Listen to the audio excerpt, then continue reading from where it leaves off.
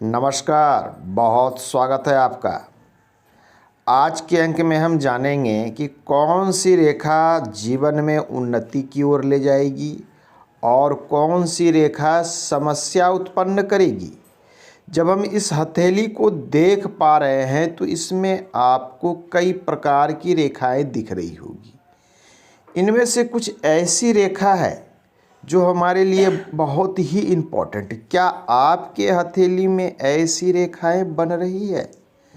इनके सूर्य पर्वत को देखें तो सूर्य पर आपको स्पष्ट रूप से कुछ चिन्ह और रेखाएं दिखेगी। एक रेखा कुछ इस प्रकार से दिख रही है और हम देख पा रहे हैं कि एक रेखा इस प्रकार से बनी है और इसमें से एक ब्रांच इस प्रकार से निकल कर जा रही है।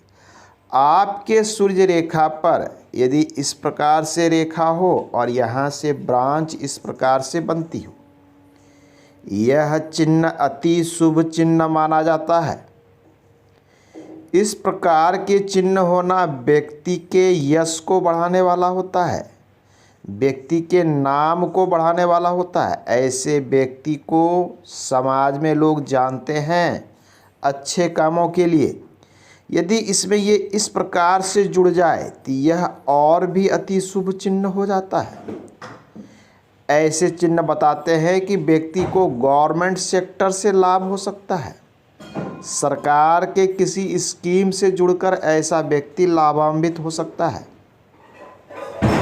और कभी कभी हम देखते हैं कि ये इस प्रकार से ये ऐसे भी चली जाती है। यह स्थिति भी शुभ मानी जाती है। विशेषकर हमारे इस फिंगर और इस फिंगर के बीच से जो रेखा निकलती है, जिसे ज्ञान और नॉलेज की रेखा कही गई है, ये रेखा जिस भी व्यक्ति के हथेली में यह रेखा होती है, ऐसे व्यक्ति का नॉलेज और ज्ञान काफ़ी बढ़ा चढ़ा होता है। यह कोई आवश्यक नहीं कि व्यक्ति काफ़ी पढ़ा लिखा हो। यदि व्यक्ति काफ़ी पढ़ा लिखा नहीं भी हो तो ऐसे व्यक्ति के पास नॉलेज या अनुभव की कमी नहीं होती।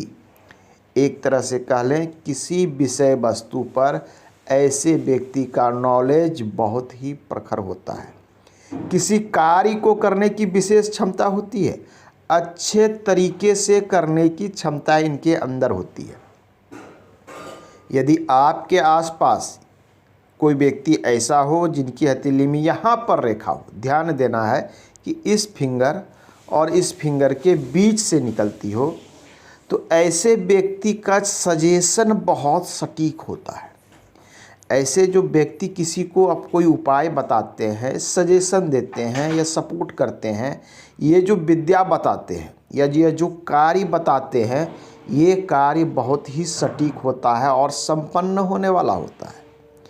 ऐसे व्यक्ति से सजेशन लेकर यदि आप कोई कार्य करते हैं तो वह चीज़ आपको सफलता जीवन में अवश्य दिलाती है।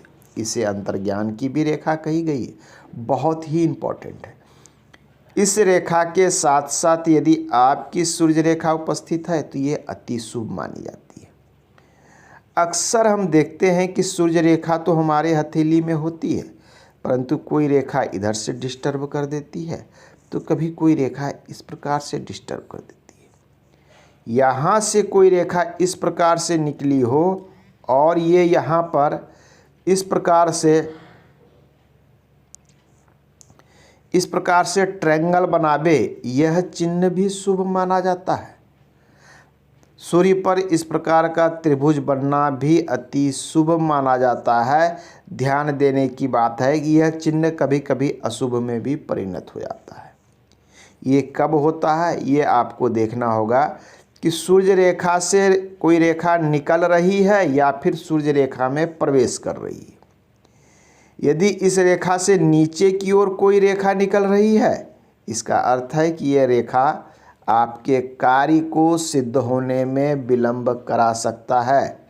परंतु कोई रेखा यहाँ से जाकर सूर्य रेखा में सपोर्ट कर रही है, यह आपके सूर्य रेखा को मजबूती प्रदान कर रहा है, अर्थात आपके कार्य के होने में, आपके नाम और यश मान सम्मान में यह आपको सपोर्ट कर रहा है। अब हम किस प्रकार से जान पाएंगे कि रेखा इससे निकल रही है या रेखा इसमें प्रवेश कर रही है? शास्त्र के अनुसार कहा गया है, कोई भी रेखा जहाँ से निकलती है वहाँ मोटी होती है और जहाँ को जाती है उधर पतली हो जाती है। तो रेखा यहाँ से यदि निकलती है तो यहाँ पर से मोटी होगी और जहाँ जाके मिल रही है वहाँ पर पतली होगी। इस प्रकार से इसका अर्थ है कि यह जो जा रही है सूर्य में मिल रही है तो यह सूर्य रेखा को सपोर्ट कर रही है। परंतु आपको ऐसा लगे कि ये सूर्य रेखा से कोई रेखा निकल रही है, यहाँ पर मोटी है, अब धीरे धीरे नीचे जाते जाते पतली हो रही है, इसका अर्थ है कि सूर्य पर्वत से रेखा नीचे की ओर जा रही है। यह रेखा ये बताती है कि यश मान प्रसिद्धि में, कार्य की सिद्धि में विलंब होना यहाँ तय है। अक्सर हम देखते हैं कि इस क्षेत्र पर कई प्रकार के चिन्ह होते हैं। सूर्य रेखा पर यदि किसी भी प्रकार से कोई ट्रायंगल बनता है, यह अति शुभ माना जाता है। ऐसे व्यक्ति जीवन में बड़ा कार्य अवश्य करते हैं। सूर्य रेखा पर किसी भी प्रकार का छोटी या बड़ी फिश का निशान बना हो, ये धन संपत्ति से व्यक्ति को परिपूर्ण बनाता है। ऐसे व्यक्ति किसी न किसी विद्या में परिपूर्ण होते हैं या प्रकांड होते हैं। कोई न कोई वर्किंग क्षेत्र का नॉलेज इनके पास ज़बरदस्त होता है, जिनके कारण इनको बहुत ही अच्छी सफलता मिलती है। हालांकि मत्स्य का चिन्ह हथेली में कहीं भी हो, ये आपको ऑलवेज लाभान्वित करता है, धन संपत्ति देता है, परंतु इसकी ऊर्जा सूर्य पर्वत पर विशेष बढ़ जाती है और व्यक्ति को सरकार द्वारा जनित कार्य, सरकार से रिलेटेड वर्क, सरकारी क्षेत्र से लाभ, गवर्नमेंट सेक्टर, इन सभी या गवर्नमेंट स्कीम से लाभ के योग बनाता है। राजनीतिक क्षेत्र में भी ऐसे व्यक्ति को मजबूती प्रदान होती है। तो ये है सूर्य पर्वत। सूर्य पर्वत पर कई रेखा आपस में अक्सर उलझती हुई दिखती है। यदि इस प्रकार से उलझन वाली रेखा हो तो ऐसे व्यक्ति के अंदर प्रतिभा का होते हुए भी व्यक्ति के सफलता में बाधा उत्पन्न हो जाती है।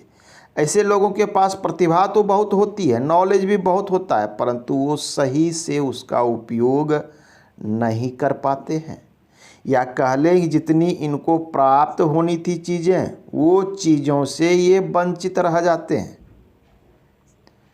ये सूर्य पर्वत पर रेखाओं के आपस में उलझने का परिणाम अच्छा या शुभ नहीं होता। यदि ऐसी स्थिति बन रही है तो सूर्य पर्वत, सूर्य देव को सुबह सुबह उठकर आप स्नान कर कर जल अर्पण करें, आपको अच्छा लाभ होगा। आज के अंक में इतना ही, मिलते हैं अगले अंक में। धन्यवाद।